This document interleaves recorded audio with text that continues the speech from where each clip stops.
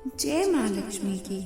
जय श्री हरि नारायण। नरक चतुर्दशी की आप सभी को हार्दिक शुभकामनाएं। नरक चतुर्दशी को छोटी दिवाली भी कहते हैं और यह कार्तिक मास की कृष्ण चतुर्दशी के दिन मनाई जाती है। इस दिन मृत्यु के देवता यमराज की पूजा भी की जाती है और दक्षिण दिशा में यम दीपक भी जलाया जाता है। दक्षिण दिशा में यम दीपक जलाने से यम देवता आपके परिवार के लोगों को अकाल मृत्यु से बचाते हैं। आइए अब सुन लेते हैं नरक चतुर्दशी की कथा और यह भी जान लेते हैं कि क्यों मनाई जाती है नरक चतुर्दशी। किंतु श्रवण करने से पूर्व यदि आप हमारे चैनल को सब्सक्राइब कर दें तो हमें अति प्रसन्नता होगी और अधिकाधिक शेयर व लाइक अवश्य करें और कमेंट में जरूर से जरूर लिखें जय लक्ष्मी मैया। नरक चतुर्दशी की कथा। नरक चतुर्दशी को छोटी दीपावली, रूप चौदस, नरक चौदस और काली चौदस के नाम से भी जाना जाता है। कार्तिक मास की कृष्ण चतुर्दशी के दिन ही भगवान कृष्ण ने नरकासुर नामक राक्षस का वध किया था। इसीलिए इस दिन को नरक चतुर्दशी कहा जाता है।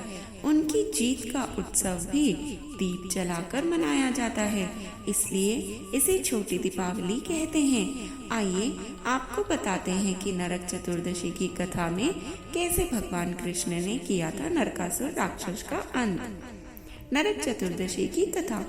पौराणिक कथा के अनुसार भगवान कृष्ण अपनी पत्नियों के साथ द्वारका में रहते थे। एक दिन देवराज इंद्र भगवान कृष्ण के पास आए और कहा कि हे कृष्ण, दैत्यराज भौमासुर के अत्याचार की वजह से देवतागण त्राही त्राही कर रहे हैं। भौमासुर को ही नरकासुर कहा जाता है। क्रूर भौमासुर ने वरुण का छत्र, अदिति के कुंडल और देवताओं से मणि आदि भी छीन ली है और वह तीनों लोकों का राजा बन गया है। भौमासुर ने पृथ्वी के कई राजाओं और आमजन की कन्याओं का भी हरण किया है और उनको बंदी गृह में डाल दिया है। कृपया करके इन तीनों लोगों को उस क्रूर राक्षस से बचाइए। देवराज इंद्र की बात सुनकर भगवान कृष्ण अपनी पत्नी सत्यभामा के साथ गरुड़ पर सवार होकर प्राग ज्योतिषपुर पहुंच गए, जहां पर क्रूर भौमासुर रहता था। भगवान कृष्ण ने पहले अपनी पत्नी की मदद से मूर नामक दैत्य के साथ उसके 6 पुत्रों का वध कर दिया। मूर दैत्य का वध हो जाने का समाचार सुनकर भौमासुर अपनी सेना के साथ युद्ध के लिए निकला। भौमासुर को श्राप था कि वह स्त्री के हाथों ही मारा जाएगा, इसीलिए भगवान कृष्ण ने अपनी पत्नी सत्यभामा को सारथी बनाया और युद्ध के अंत में सत्यभामा की मदद से भौमासुर का अंत कर दिया। इसके बाद भौमासुर के पुत्र भगदत्त को अभय का वरदान देकर प्राग ज्योतिष का राजा बना दिया।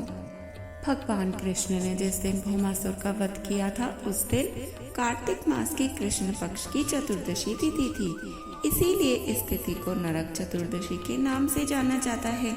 इस दिन भगवान कृष्ण ने न सिर्फ नरकासुर का वध किया बल्कि उसकी कैद से लगभग 16,000 महिलाओं को मुक्त भी करवाया था। इसी खुशी के कारण उस दिन दीपक जलाए गए और चारों तरफ दीपदान भी किया गया। नरकासुर की मृत्यु के बाद भगवान श्री कृष्ण के शरीर पर पड़े रक्त के छींट को साफ करने के लिए उन्होंने स्वयं तेल से स्नान किया था। इसी वजह के कारण से नरक चतुर्दशी के दिन शरीर पर तेल लगाकर स्नान करना उत्तम माना जाता है और कई जगहों पर उपटन लगाने के बाद फिर तेल लगाकर स्नान करने की भी प्रथा है और इस प्रथा के मुताबिक यही माना जाता है कि आप अपनी सभी नकारात्मक ऊर्जा को नहान के साथ बहा दें।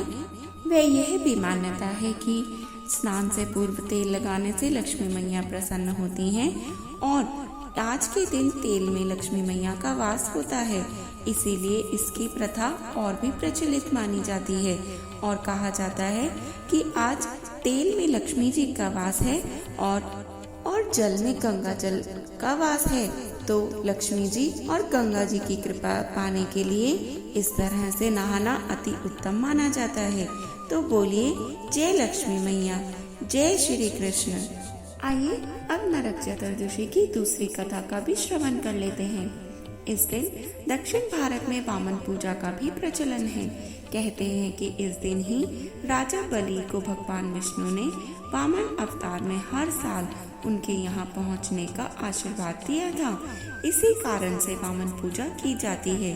अनुस्सर राज बलि बोले, हे भगवान, आपने कार्तिक कृष्ण त्रयोदशी से लेकर अमावस्या की अवधि में मेरी संपूर्ण पृथ्वी नाप ली है। इसीलिए जो व्यक्ति मेरे राज्य में चतुर्दशी के दिन यमराज के निमित्त दीपदान करेगा उसे यम यातना नहीं होनी चाहिए। और जो व्यक्ति इन 3 दिनों में दीपावली का पर्व बनाए उनके घर को लक्ष्मी जी कभी भी न छोड़ें, ऐसा वरदान दीजिए। यह प्रार्थना सुनकर भगवान वामन बोले, हे राजन, ऐसा ही होगा। तथा अस्तु। भगवान वामन द्वारा राजा बलि को दिए गए इस वरदान के बाद से ही नरक चतुर्दशी के दिन यमराज के निमित्त व्रत, पूजन और दीपदान का प्रचलन आरंभ हुआ। आइए अब सुन लेते हैं इनसे प्रचलित तीसरी कथा। तीसरी कथा यह है कि रंती देव नामक एक धर्मात्मा राजा थे। उन्होंने अनजाने में भी कोई पाप न किया था। फिर भी जब मृत्यु का समय आया तो यमदूत उन्हें नरक ले जाने के लिए आ धमके। राजा ने कहा कि आप मुझ पर कृपा करें और बताएं कि मेरे किस अपराध के कारण मुझे नरक जाना पड़ रहा है। यह सुनकर यमदूत ने कहा कि हे राजन, एक बार आपके द्वार से एक ब्राह्मण भूखा लौट गया था। यह उसी पाप कर्म का फल है। यह सुनकर राजा ने यमदूत से 1 वर्ष का समय मांगा। तब यमदूतों ने राजा को 1 वर्ष की मोहलत दे दी। राजा अपनी चिंता लेकर ऋषियों के पास पहुँचे और उन्हें अपनी सारी कहानी सुनाकर उनसे इस पाप से मुक्ति का उपाय पूछा। तब ऋषि ने उन्हें बतलाया कि कार्तिक मास की कृष्ण पक्ष की चतुर्दशी का व्रत करें और ब्राह्मणों को भोज करवाकर उनके प्रति हुए अपने अपराधों के लिए क्षमा याचना करें। राजा ने वैसा ही किया जैसा ऋषियों ने उन्हें बतलाया। इस प्रकार राजा पाप मुक्त हुए और उन्हें विष्णु लोक में स्थान प्राप्त हुआ। उस दिन से पाप और नरक से मुक्ति हेतु भूलोक में कार्तिक चतुर्दशी के दिन का व्रत प्रचलित हो गया। हे यम देवता, आपके प्रति हमारे इस कथा श्रवण व दीप जलाने के माध्यम से कृपया हम पर कृपा करें और ऐसा करें कि हम पर भी यम यातना ना हो। जय श्री कृष्ण। जय देवी मैया की। हर हर महादेव।